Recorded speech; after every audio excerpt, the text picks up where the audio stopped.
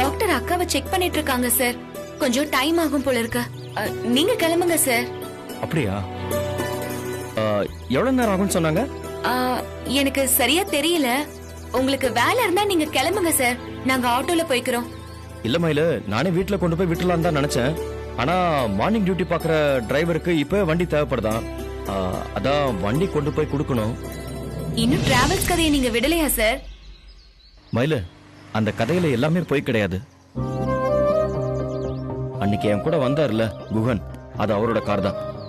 பகல்ல அவரும், நைட்ல நானும் சவாரி ஓட்டுறோம். நான் டிராவல்ஸ் வச்சிருக்கேன்னு சொன்னது வேணா பொய்யா இருக்கலாம். ஆனா டிராவல்ஸ் வண்டி ஓட்டுறேங்கிறது மட்டும் நிஜம். இதெல்லாம் உங்களுக்கு தேவையா சார்?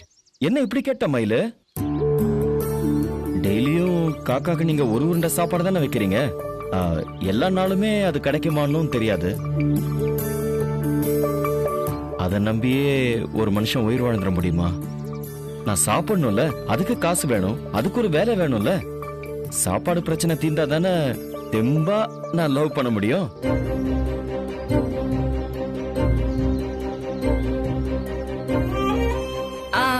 ஆமா, நீங்க எப்படி எங்க மாடி போர்ஷன்ல? பின்ன கார்லயே படுத்து தூங்க முடியுமா? நான் தங்குறதுக்கு ஒரு இடம் வேணும்ல. அதுவும் இல்லாம உங்க மாடி போர்ஷன் எல்லா வகையிலயும் எனக்கு வசதியா வேற இருந்துச்சு. அதனாலதான் அப்படியே வீட்டு ஓனரை பிடிச்சு உங்க மாடியில வந்து செட்டில் ஆயிட்டேன். நீ இருக்கிற ஸ்டேஷன்லயே நான் ஒரு வேலையில சேர்றது பிராக்டிக்கலா நடக்காது. ஆனா நீ இருக்கிற இடத்துக்கு நான் குடி வர்றத யாரால தடுக்க முடியும்? பக்கத்திலேயே இருந்தா பேசிக்க முடியுமோ இல்லையோ பாத்துக்க முடியும்ல. மயில ஒரு நிமிஷம். ஹலோ. குகன், நான் கிளம்பிட்டேன். ஒரு 10 மினிட்ஸ்ல அங்க வந்துருவேன். ஓகே. சரி மயில, நான் கிளம்புறேன். நீங்க அப்படியே பத்திரமா வீட்டுக்கு போங்க. உங்களுக்கு ஏதாவது ஹெல்ப் வேணும்னா உடனே எனக்கு கால் பண்ணுங்க. சரியா? வர மயில.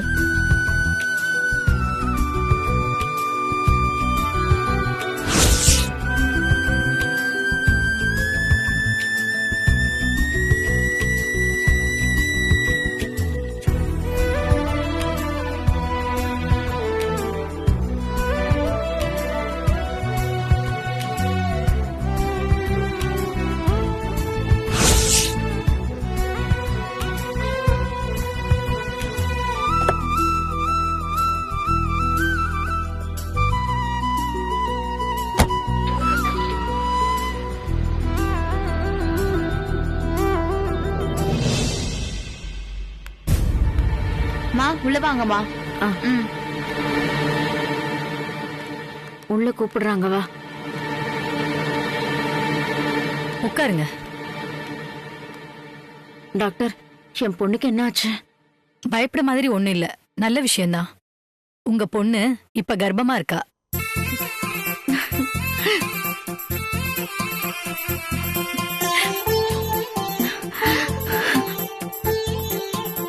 நிஜமாதான் சொல்றீங்களா டாக்டர்? ஆமாமா, பிரெக்னன்சி கிட்ட வச்சு செக் பண்ணியாச்சு. உங்க பொண்ணுக்கு இது 8வது வாரம்.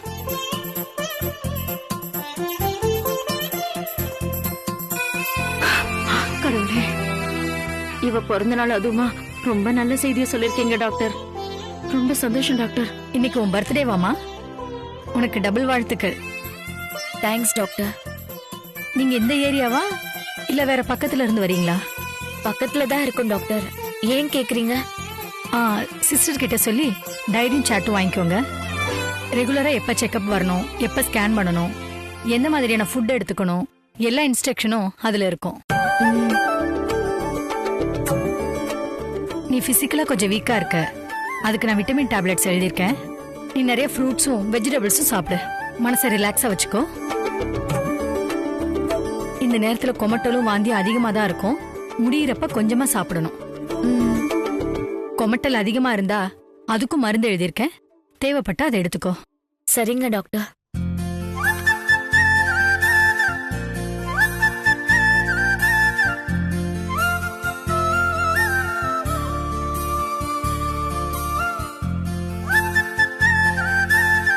இதுல மெடிசன்லாம் எழுதியிருக்கேன். கரெக்டா ஃபாலோ பண்ணணும். சரியா? Thanks doctor. அடுத்த செக்கப் எப்ப வரணும் எல்லாமே இந்த டைரியில இருக்கு. ஓகேவா? கரெக்டா வந்துடுங்க. Okay doctor. ரொம்ப நன்றி டாக்டர். வரோம். வா. மலரு வா. இப்பதான் உன்னை சின்ன பொண்ணா கைய பிடிச்சு கூட்டிட்டு வந்த மாதிரி இருக்கு. ஆனா இப்ப நீயே அம்மாவாக போற. மலரு, இப்பதாம்மா என் மனசுக்கு நிறைவாவும் சந்தோஷமாவும் இருக்கு. வாரிசு வரப்போற நல்ல செய்தியை கேட்டு கண்டிப்பா உன்னை புகுந்த வீட்டுல சேர்த்துப்பாங்க.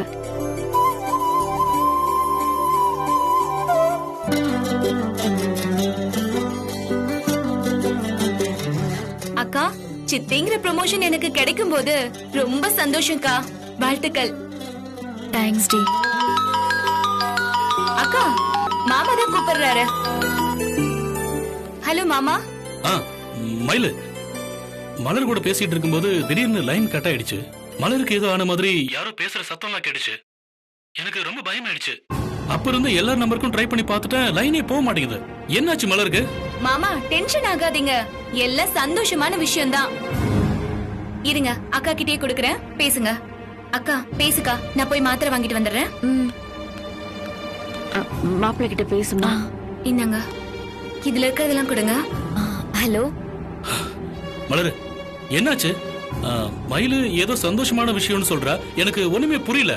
சந்தோஷமான விஷயம்னா என்னன்னு உங்களுக்கு தெரியலையாங்க? ஏய், இது பாரு, சஸ்பென்ஸ் எல்லாம் வைக்காத. என்னன்னு சீக்கிரமா சொல்லு, எனக்கு ஒரே டென்ஷனா இருக்கு. நான் மாசமா இருக்கேன். நம்ம குட்டி பாப்பா என் வயித்துல வளருதுங்க.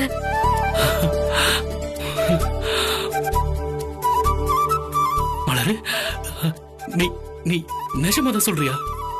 ஆமாங்க, இப்பதான் டாக்டர் செக் பண்ணிட்டு சொன்னாங்க 8 வாரம் ஆச்சாம்.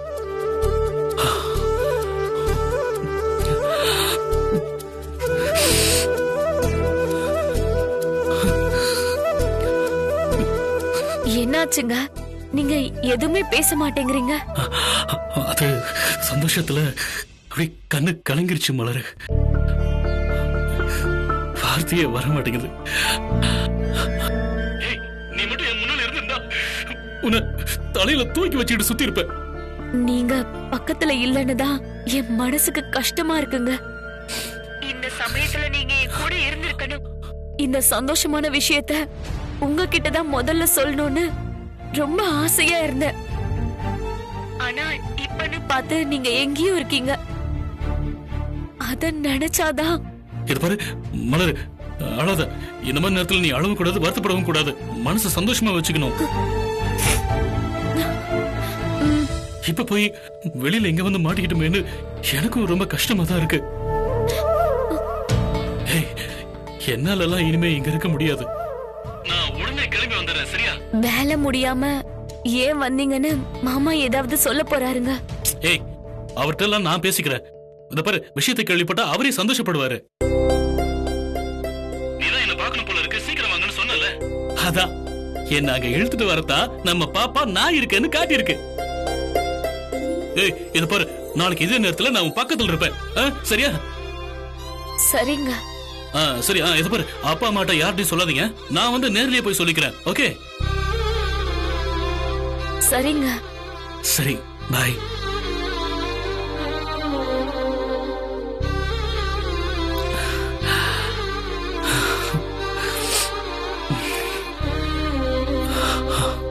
மாப்பிள்ளை என்ன சொன்னாருமா? கேரளால இருக்காரா, உடனே கிளம்பி வரேன்னு சொல்றாருமா. நல்லதுமா, நீ அவரோட போய் இந்த சந்தோஷமான விஷயத்த சொன்னா உன்னை திரும்ப அவங்க வீட்டுல சேர்த்துப்பாங்கன்னு எனக்கு நம்பிக்கை வந்துருச்சு. அக்கா பேசிட்டியாக்கா? கிளம்புவோமா? வாக்கா.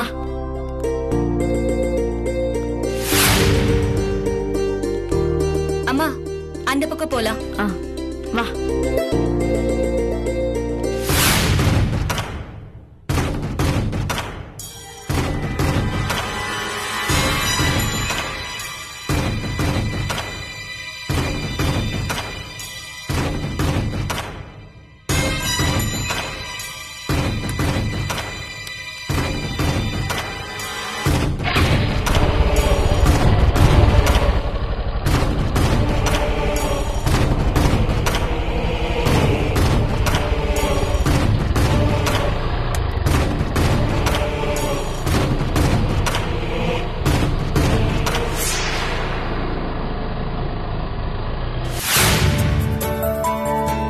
அம்மா நீங்க இங்கேயே நில்லுங்க, நான் போய் ஆட்டோ பிடிச்சிட்டு வந்துடுறேன். போற வழியில அப்படியே புடிச்சுக்கலாமேம்மா.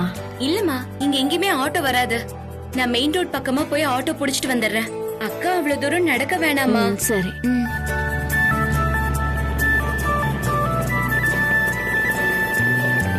அம்மா ஆட்டோ வருது.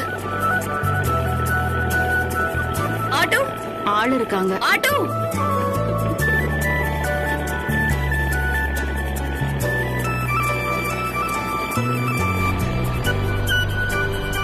அம்மா ஆட்டோ நிக்குது.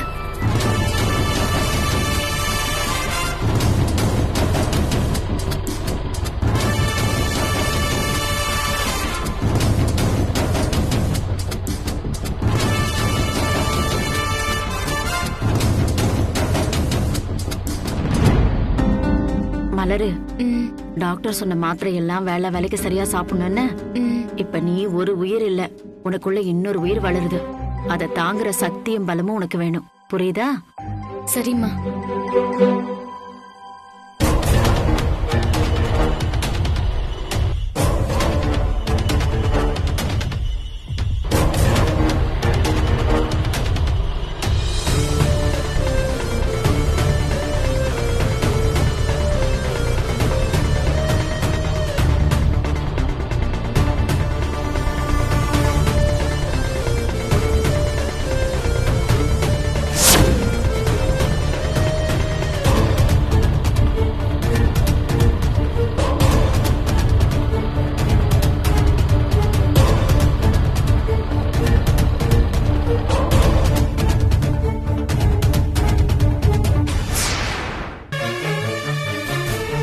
நீ இங்கே நில்லு, நான் என்னன்னு போய் பாக்குறேன்.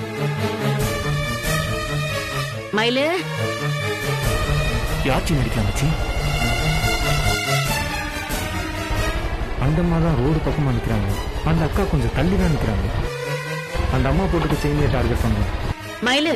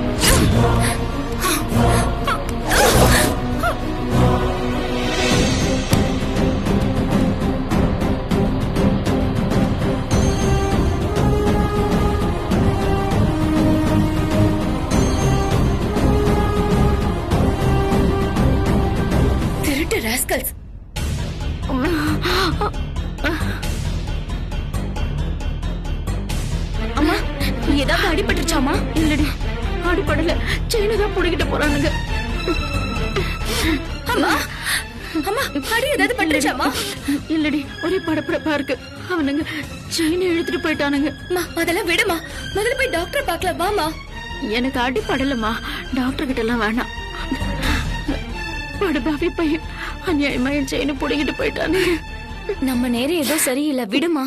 உனக்கு ஒண்ணும் ஆகலங்கிறதே எனக்கு நிம்மதியா இருக்கு.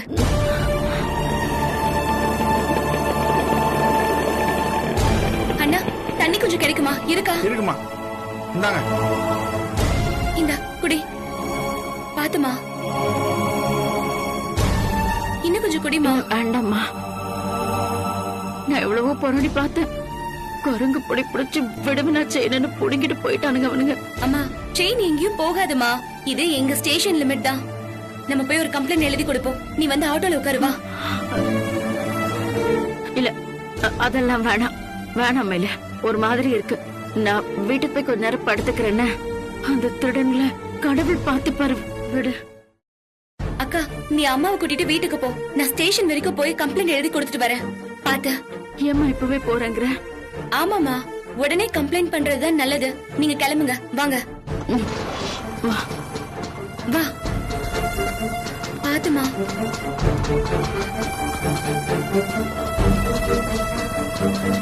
அண்ணே கொஞ்சம் பார்த்து கூட்டிட்டு போங்க அண்ணே. மயிலு சீக்கிரம் சரி வந்து நான் வரேன் போமா.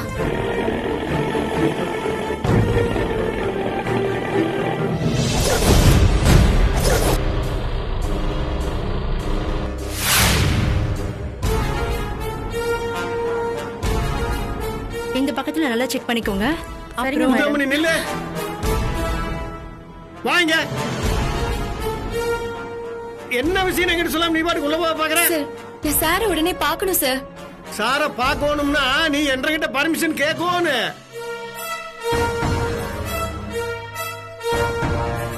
நீ இப்ப போலீஸ் இல்ல, சஸ்பெண்ட்ல இருக்கிற போலீஸ்.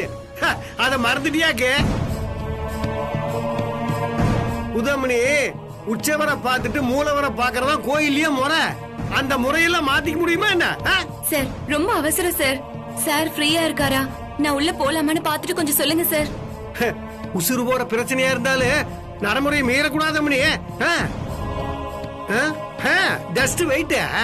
என்னமோ சுடுதண்ணி கால் ஊத்திட்டு வந்து பாரு, இந்த குதி குதிக்கிறியா?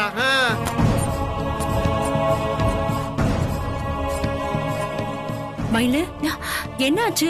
ஏன் இவ்ளோ டென்ஷனா இருக்க? ரோட்ல வரப்ப அம்மாவோட செயினை எவனோ ஒருத்தன் அடிச்சிட்டு போயிட்டான்க்கா. அதான் கம்ப்ளைண்ட் கொடுக்கலான்னு வந்தேன். 2 மாசத்துல இது 4வது கேஸ். ஆனா இது வரைக்கும் யாரும் அதுக்குள்ள அரட்டை கச்சேரி ஆரம்பிச்சீங்களாக்கு? ஆண்டவர் காலிங். கம்.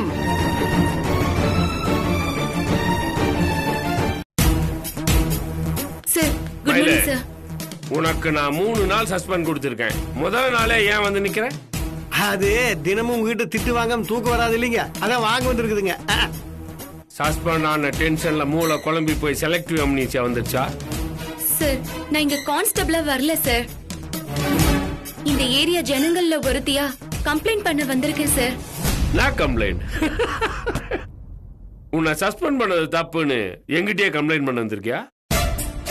அதுக்கு உனக்கு நியாயம் வேணும்னா நீ டிஎஸ்பி ஆபீஸ் தான் போகணும். இடம் மாதிரி இங்க எதுக்கு வந்திருக்க?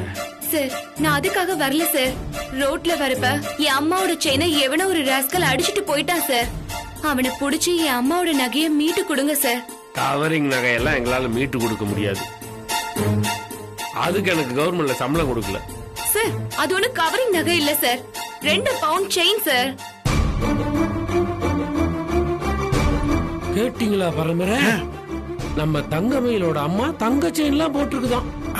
நம்ம ஸ்டேஷன்ல வேலை செய்யற கான்ஸ்டபிள் கூட நம்மளோட வசதியாத்தான் இருக்காங்கல்ல. ஆமாங்க ஆண்டவரே, இத்தனை வருஷம் சர்வீஸ் ஆச்சு, உங்க வீட்டுல ஒரு குண்டு மணி தங்கம் கூட இல்லையே. சார் என் அம்மாவுக்குன்னு மிச்சம் இருக்கிறது அந்த ஒரே ஒரு செயின் மட்டும்தான் சார். எப்படியாச்சும் அதை மீட்டு கொடுங்க சார். நான் இப்பவே கம்ப்ளைண்ட் எழுதி கொடுக்கறேன் சார். சூப்பரமணி சூப்பரமணி சூப்பர். பரம்பரை இந்த பாராட்டு எதுக்குன்னு சொல்லிட்டு அப்புறமா தட்டுங்க. ஆண்டவரே, புது அம்மனி விவரம் இல்லாத பொண்ணுன்னு நான் தப்பு கணக்கு போட்டுனுங்க. ஆனா இது விவகாரமான பொண்ணுன்னு எனக்கு இப்பதான் புரியுது. எனக்கு புரியலையே. ஆண்டவரே, சேலம் வட்டாரத்துல எனக்கு எஃப்ஐஆர் மாஸ்டர்னு ஒரு பட்ட பேர் இருக்குன்னு உங்களுக்கே தெரியும். எஃப்ஐஆர் எழுதுறதுல என்ன அடிச்சுக்கிறதுக்கு ஆளே கிடையாதுங்களா? நம்ம முடிவுக்கு தகுந்த மாதிரி நிஜம் பாதி பொய் பாதின்னு கலந்து கட்டி அடிச்சு குற்றவாளி அப்பாவியாவும் அப்பாவிய கிரிமினலாவும் மாத்தி எழுதிடுங்க. அப்புறம் நான் எழுதின எஃப்ஐஆர் உடைக்கிறதுக்கு இந்த ஜில்லாவில் ஒரு அட்வொகேட் கூட கிடையாதுங்க. அது மட்டும் இல்லைங்க ஆண்டவரே, என் திறமைய பார்த்துட்டு சினிமாவில் நம்ம பாக்யராஜ் இருக்கிறாரு இல்லைங்க, ஸ்கிரிப்ட் எழுதி கூப்பிட்டாரு. உங்க சுய புராண புகழ்ச்சி எல்லாம் விட்டுட்டு ஸ்ட்ரைட்டா மேட்டருக்கு வரீங்களா? இந்த இடத்துல கூட என்ன புகழ்ந்து கூடாதா? ஒரு சின்ன விளம்பரம் சார். அப்புறம் நீங்க ஒரு சின்சியரான கான்ஸ்டபிள் மயில அநியாயமா சஸ்பெண்ட் பண்ணீங்களா ஆண்டவரே? ஐயோ அப்படி பாக்காதீங்க. நானு அம்மனியோட பாயிண்ட் அப்படின்னு சொன்னனுங்க. சஸ்பெண்ட் பண்ணதுல பதிலடி கொடுக்கணும், பழைய பகையை சேர்த்து வச்சு உங்களை பழி வாங்கணும், அதுக்காக உங்க இமேஜ டேமேஜ் ஆக்கணும், அதுக்காக உங்க ஏரியா கிரைம் ரேட்டை ஏத்தி காட்டணும், அதுக்காக இந்த சஸ்பெண்ட் அம்மனியோட கம்ப்ளைண்ட் இங்க ரெஜிஸ்டர் ஆகணும். இவ்வளவு தெளிவான பிளான் போட்டுதான் சஸ்பெண்ட் பண்ண புது அம்மனி இங்க வந்திருக்க ஆண்டவரே.